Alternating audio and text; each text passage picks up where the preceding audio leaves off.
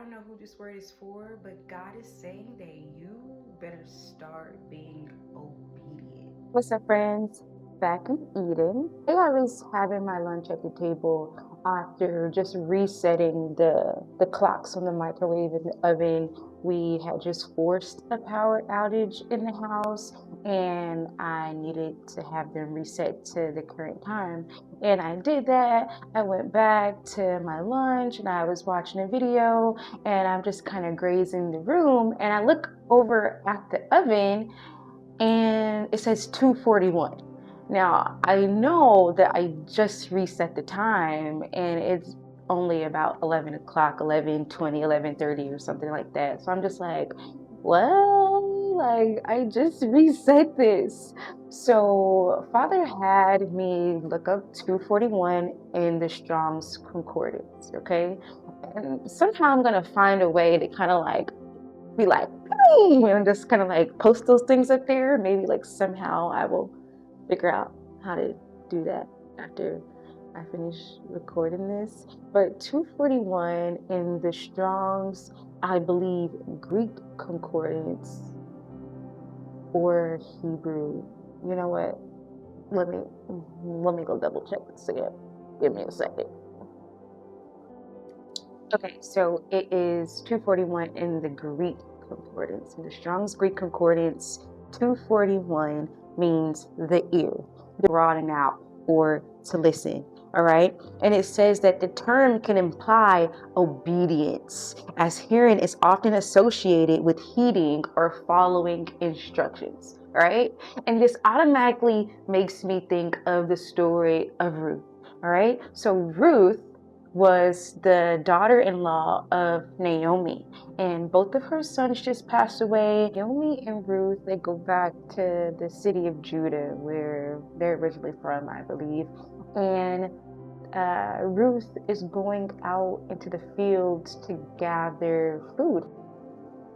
So Ruth went out to glean in the field, and to glean is to kind of pick up the scraps of what's left behind. So something we would assume the poor would do, for lack of better words to say.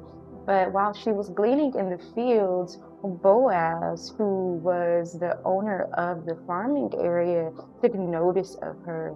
And he told his people working to treat her very well. He didn't see her as an average beggar. So he told them to, leave her alone and make sure that she was cool, right? So when she got home, Boaz also allowed her to go with much more than what she came for. So she didn't just get scrapped, she came back with some real good stuff. Okay. So Naomi is like, whoa, like, what is this? Like, where did you get this from? She's like, oh, I met this man named Boaz. And then she later learned that he was a relative of the late husband.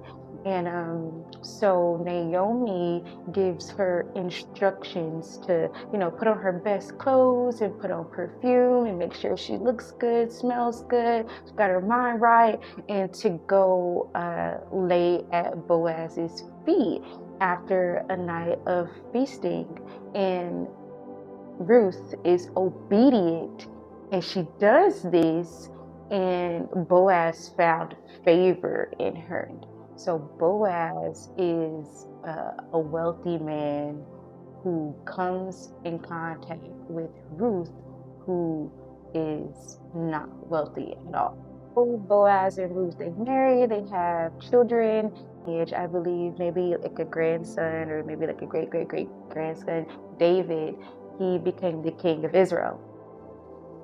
So I go to reset the clock again, and then I noticed what I had done wrong. I hit clock again to set the time when I was supposed to click start. Okay, so I forgot to click start. So I feel like Father is saying it's time for you to start being obedient. I know a lot of times we like to just kind of do our own thing. We like to walk to the beat of our own drum. We like to be the outlaws. We like to be the nonconformists. And I was the same way for a really long time. I'm just like, man, I could do it by myself. I could do what I want to do. And it's just like, okay, we'll see how far you get with that. And like, you can become wealthy from the kingdom of darkness, but the end goal is eternal life. You want eternal life. You do not want to be engulfed in flames for the rest of eternity when judgment day comes. You want to, live a fruitful, joyous, peaceful life in heaven and then on earth again when Father restarts the world. We sometimes find ourselves in a season of waiting or a season of rest. And if that is what Father is telling you to do, then absolutely do that. But if Father is telling you to go, then you need to get started. It's imperative for you to do what you are being asked to do. And it's really hard sometimes. Sometimes we just can't muster up the energy. Sometimes our pride is getting in the way. Sometimes our finances are getting in the way. Sometimes our life circumstances hold us back from feeling like we are able to do something. But you can do all things through Christ who gives you strength. So if he's telling you to do something, it's because he's going to make a way. So get started. Be obedient. Peace.